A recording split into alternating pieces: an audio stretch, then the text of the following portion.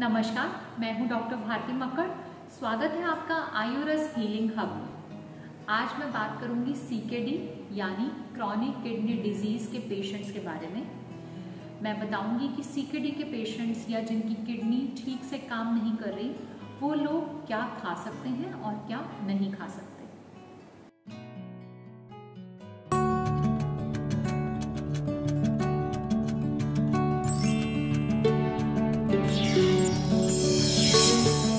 CKD की condition में बहुत कॉमन चीज़ जो देखी जाती है वो देखी जाती है क्रिएटिनिन लेवल। इस कंडीशन में क्रिएटिनिन लेवल बढ़ जाता है और इसी पर डिपेंड करता है कि आपको कौन सी स्टेज का सीकेडी है। मॉडर्न साइंस में ऑल्दो इस क्रिएटिनिन लेवल के बढ़ने के बाद इसको रिवर्सल बहुत मुश्किल माना है या नहीं माना है। आयुर्वेदिक ट्रीटमेंट से ये पूरी तरह से ठीक हो सकता है, लेकिन इसमें डाइट का ध्यान रखना बहुत ज़रूरी है। तो आइए समझते हैं कि सीकेडी की कंडीशन में क्या खाना चाहिए और क्या नहीं खाना चाहिए। सबसे पहले हम बात करते हैं ग्रेन्स की या अनाज की। तो सीकेडी के पेशेंट्स को गेहूं, ज्वार, बाजरा, सोया ये सब ग्रेन्स मिक्स करके खाने चाहिए। ब्रैन का इस्तेमाल नहीं करना चाहिए। स्पेशली अगर पेशेंट डायबिटिक भी है तो उन्हें मिक्स ग्रेन्स का ही इस्तेमाल करना चाहिए।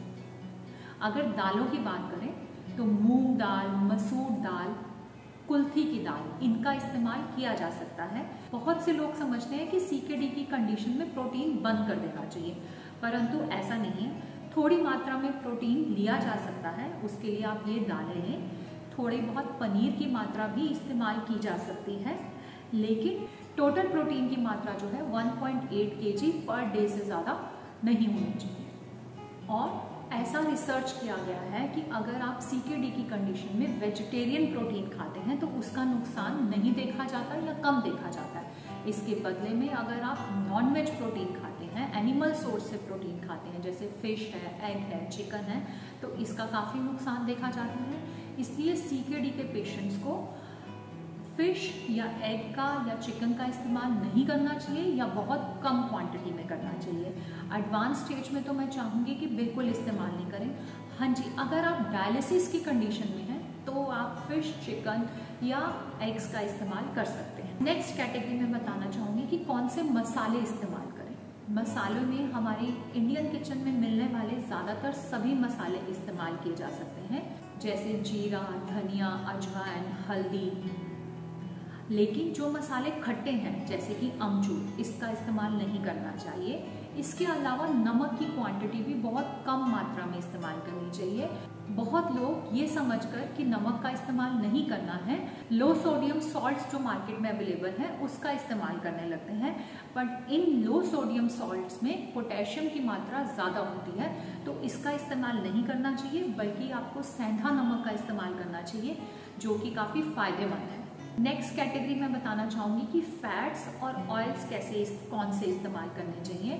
तो इसमें आप सरसों का तेल इस्तेमाल कर सकते हैं, ऑलिव ऑयल इस्तेमाल कर सकते हैं, अगर गाय का देसी घी मिलता है तो वो भी इस्तेमाल कर सकते हैं। परंतु जो येलो बटर होता है या जो और तरह के तेल घी हैं, रिफाइंड ऑयल्स हैं, इनका इस्तेमाल नहीं करना चाहिए। ये सीकेडी की कंडीशन के लिए बिल्कुल अच्छे नहीं है। अगर आप गाय के घी का भी इस्तेमाल करते हैं तो कम मात्रा में इस्तेमाल करना चाहिए। नेक्स्ट मैं आपको बताना चाहूँगी कि फ्रूट्स कौन से लेने चाहिए। सीकेडी की कंडीशन में, स्पेशली एडवांस सीकेडी की कंडीशन में, यानी स्टेज 3, 4 और 5 में ज़्यादातर सभी फ्रूट्स बंद हो जाते हैं, पर कुछ फ्रूट्स हैं जो आप ले सकते हैं, जैसे कि पपीता, सेब, अमरूद और नाशपाती और वाटरमेलन।